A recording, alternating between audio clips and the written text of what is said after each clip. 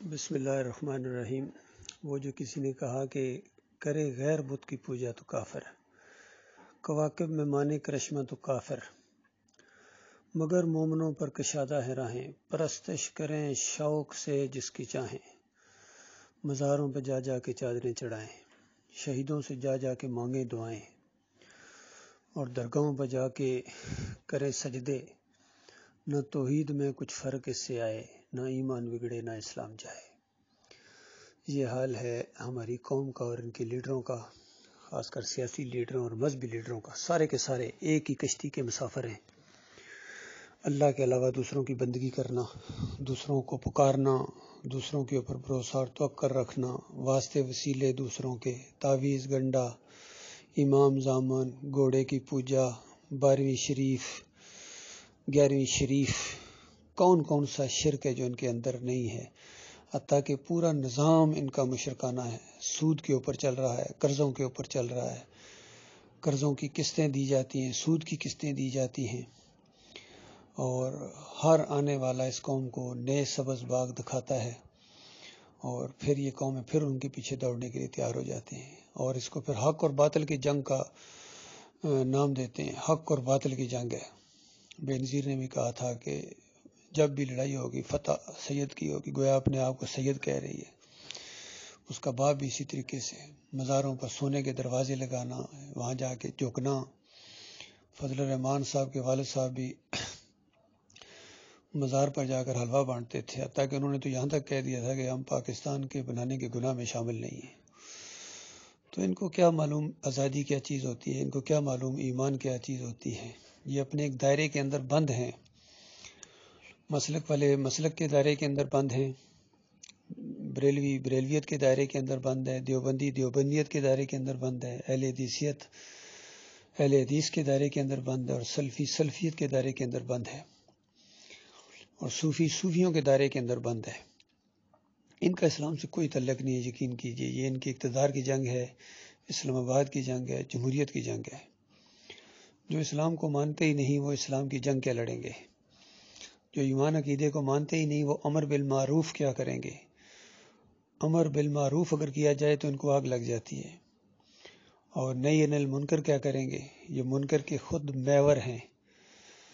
تو وہ جو کسی نے کہا نا کہ ہمیں ان سے ہے وفا کی امید جو نہیں جانتے وفا کیا ہے، اور یہ بات بھی کہ غیر ممکن ہے حالات کی گتھی سلجھے، اہل دانش نے بڑی سوچ کے الجھائی ہے۔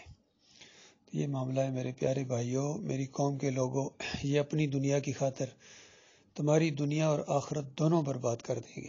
اس کے بعد وہاں اگر ایمان خالص کے بغیر پہنچ گئے، آخری سانس آ گیا، پھر ہمیشہ کی آگ کے اندر رہنا ہوگا، حمیم اور غساق، اور وہاں خون اور پیپ کی وادیاں، اس کے اندر غوطے لگائے جائیں گے۔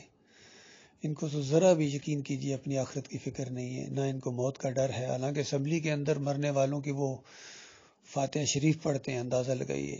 ان کا ہر کام مشرکانہ، ہر انداز شیطانی، پھر بھی ان کو موت کا نہیں ڈر لگتا ہے کہ آج کہاں گئے وہ پچھلے بڑے بڑے سیاستدان، بڑے بڑے ڈکٹیٹر کہاں چلے گئے؟ انہوں نے بھی جانا ہے، لیکن اپنی فریبکاریوں کو، اپنی کرپشن کو، اپنے کفر و شرک کو چھوڑنے کے لیے تیار نہیں ہیں۔